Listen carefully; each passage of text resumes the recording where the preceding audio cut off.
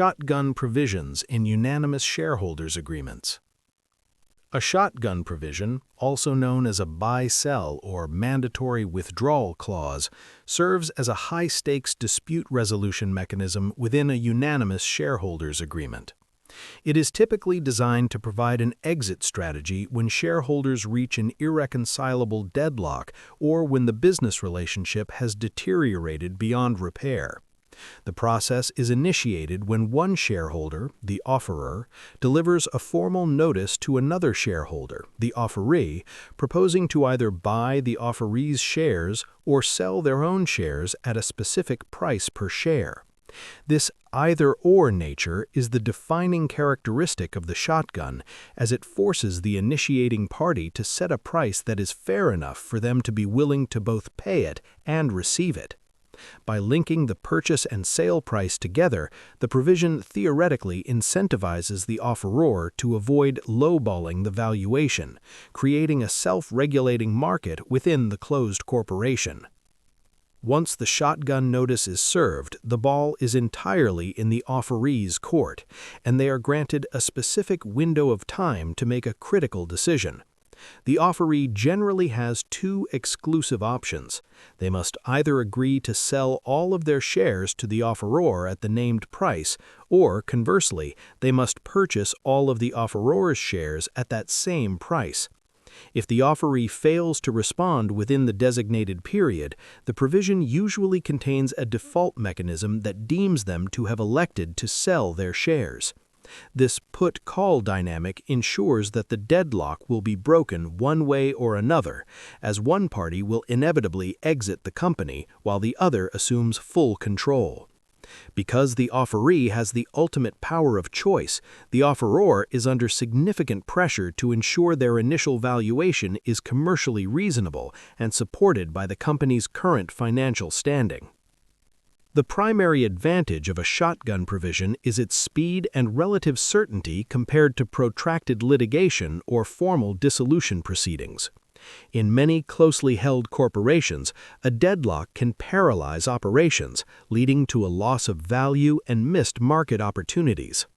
The shotgun clause bypasses the need for expensive third-party business valuations or court-ordered mediations by placing the valuation burden directly on the shareholders themselves. It provides a clean break that allows the business to continue under a single vision without the interference of a dissident minority or an equally powerful but opposing partner. Furthermore, the mere existence of a shotgun clause often acts as a powerful deterrent against unreasonable behavior, as shareholders are aware that a nuclear option exists if they become too obstructionist. However, the fairness of a shotgun provision is often an illusion, particularly when there is a significant disparity in financial resources between the shareholders. A wealthy shareholder can strategically trigger a shotgun clause at a time when they know the other party is cash poor or unable to secure immediate financing. In such a scenario, the less liquid shareholder is effectively forced to sell their interest at a price they may find inadequate because they lack the capital to exercise the buy side of the option. This transforms a supposedly neutral deadlock-breaking tool into a predatory weapon used to squeeze out minority or undercapitalized partners.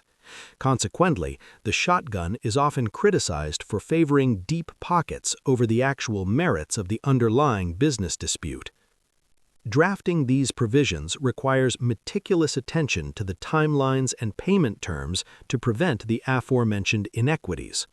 If the closing period is too short, the offeree may not have sufficient time to perform due diligence or arrange for the necessary bank loans to fund a counterpurchase. Robust agreements often include provisions for extended closing dates if the offeree chooses to buy, or they may require the offeror to provide proof of funds at the time the notice is served. Additionally, the agreement should specify how existing corporate debt and personal guarantees will be handled during the transition of ownership. Without clear language regarding the release of the exiting party from bank liabilities, the clean break promised by the shotgun can become a legal nightmare of lingering financial exposure. Another major consideration involves the valuation of the shares and the impact of the company's capital structure on the final payout. While the shotgun focuses on a price per share, it must account for shareholder loans, accrued but unpaid dividends, and potential tax consequences that differ for buyers and sellers. If the agreement is silent on these adjustments, the party receiving the notice might find that the fair price offered does not actually reflect the true economic value of their total investment. High-quality drafting will include a precise formula for calculating the closing price, ensuring that all intercompany debts are settled simultaneously with the share transfer. Failure to address these financial intricacies can lead to post-closing disputes that end up in the very courtrooms the shotgun was intended to avoid. The implementation of a shotgun clause can also be complicated by the multi-party problem in corporations with more than 2 shareholders. When 3 or more parties are involved, the mechanisms of who can trigger the notice and how the remaining shareholders can participate in a buyout become exponentially more complex. If one person triggers a shotgun against 2 others, the agreement must clarify whether those 2 can join forces to buy out the offeror or if they must act individually. Splitting the departing shareholder's interest among multiple remaining owners requires a predefined allocation logic, usually based on their existing pro rata holdings. Without these multi-party safeguards, the shotgun can inadvertently create a shifting balance of power that leaves some shareholders more vulnerable than others. Ultimately, while the shotgun provision is a standard fixture in many shareholder agreements, it is a blunt instrument that should be used with extreme caution. It is most effective in 50-50 partnerships where both parties have similar financial standing and operational knowledge of the company. In more complex ownership structures, alternative mechanisms like mediation, arbitration, or appraisal-based buyouts may offer a more nuanced and equitable resolution to conflict. Shareholders must understand that once the shotgun trigger is pulled, they lose control over whether they end up as the owner or the outcast. It is the ultimate exercise of cutting the cake and letting the other person choose the slice, where a single mistake in valuation or timing can result in the loss of one's entire business legacy.